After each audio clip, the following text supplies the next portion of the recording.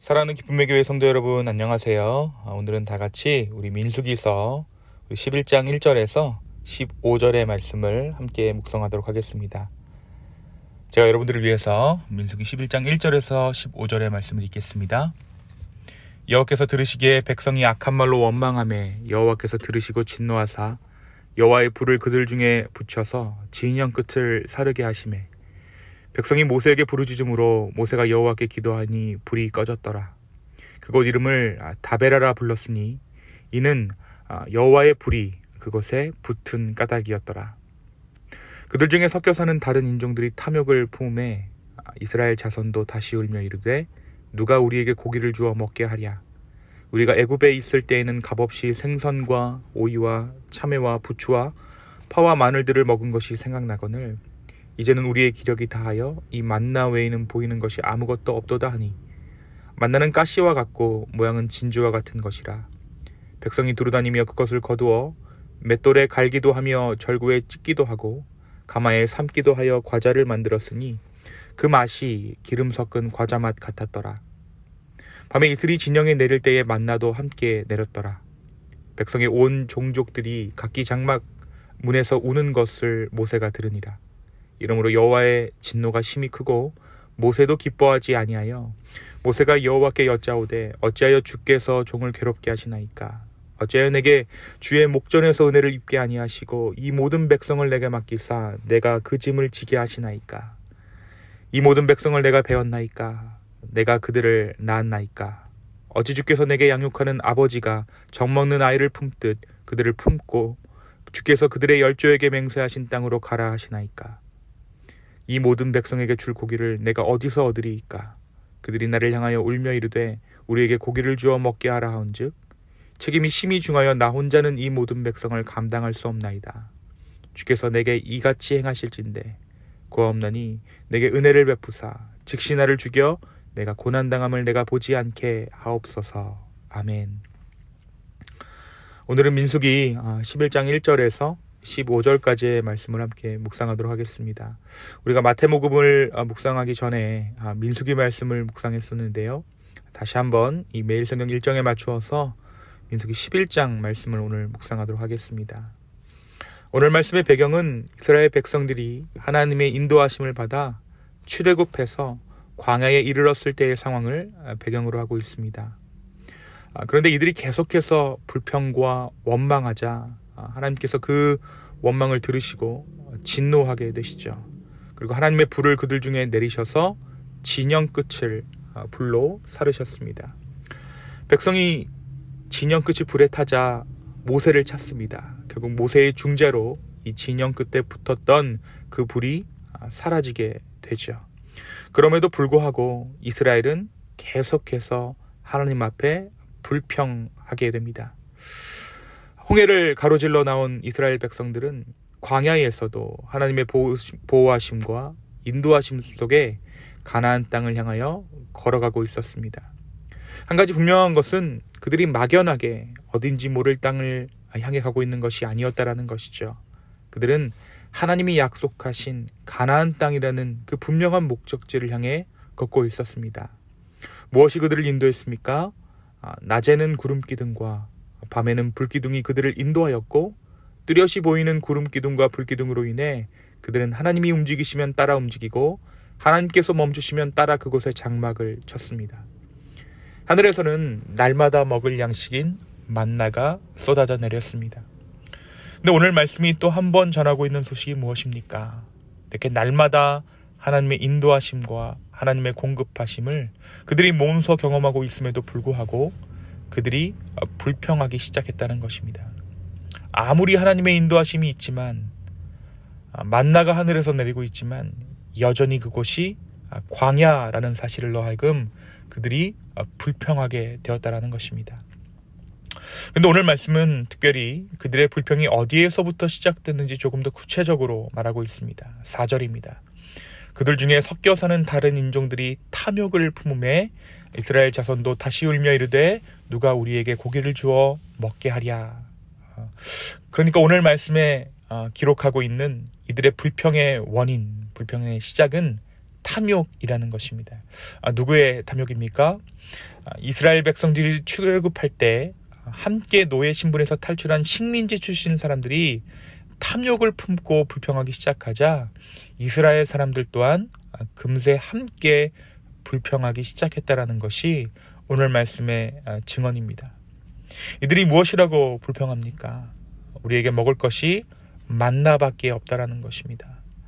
만나는 하나님의 은혜요 공급함의 상징입니다. 다시 말해 이들이 만나로 인해 만족하지 못하고 오히려 고개를 달리며 불평하는 것은 그들이 하나님만으로는 만족하지 못하고 있었음을 단적으로 보여주고 있는 것이죠. 오늘 말씀 10절은 백성들이 불평을 계속 이어가다 그들이 결국에는 자기들의 장막문에서 우는 것을 모세가 들었다라고 기록합니다. 근데 이 울음소리로 인해 하나님은 진노하게 되십니다. 이들의 출애굽 여정이 어떻게 시작되었습니까? 그렇습니다.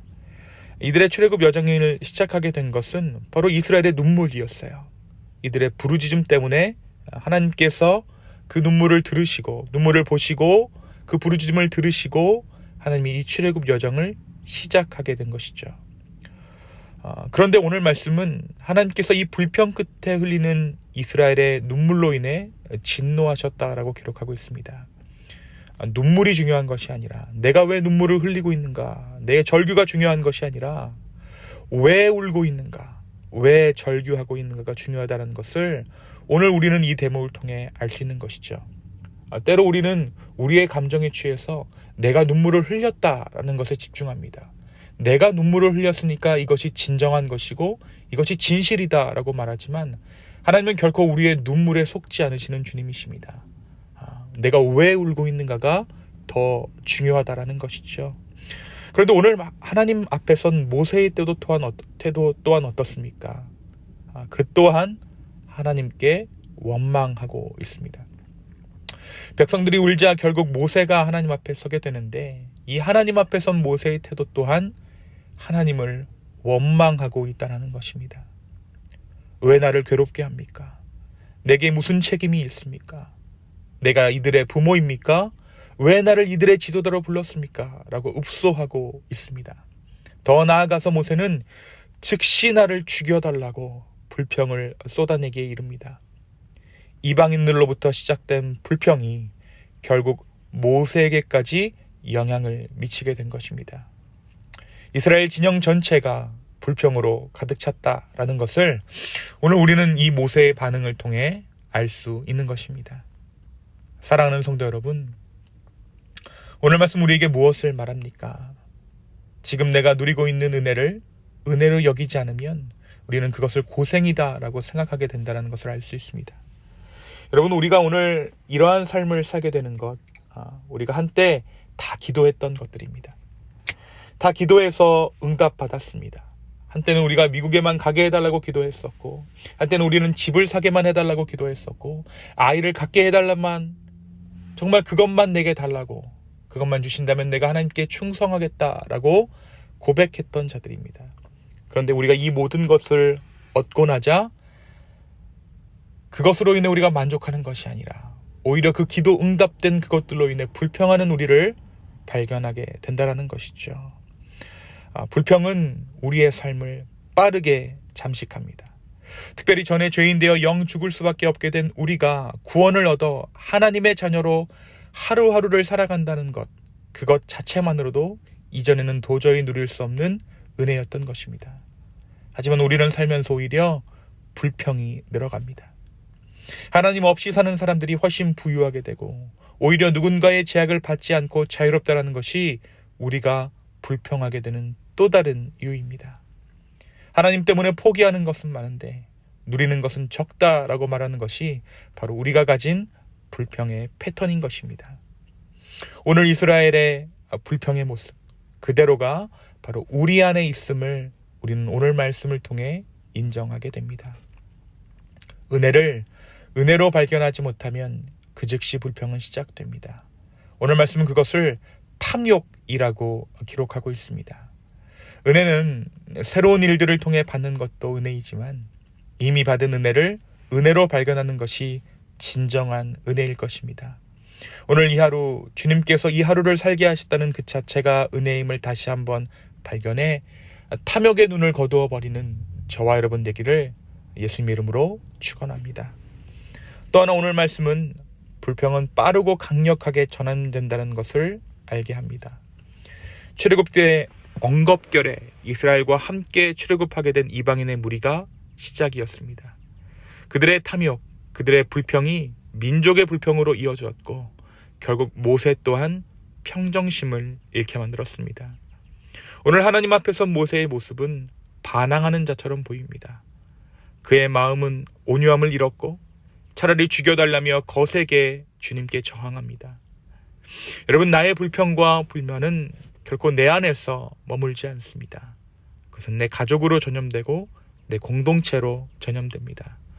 그래서 우리 공동체를 복된 공동체 되게 하려면 먼저 내 안에 있는 불평들을 다루어야 합니다.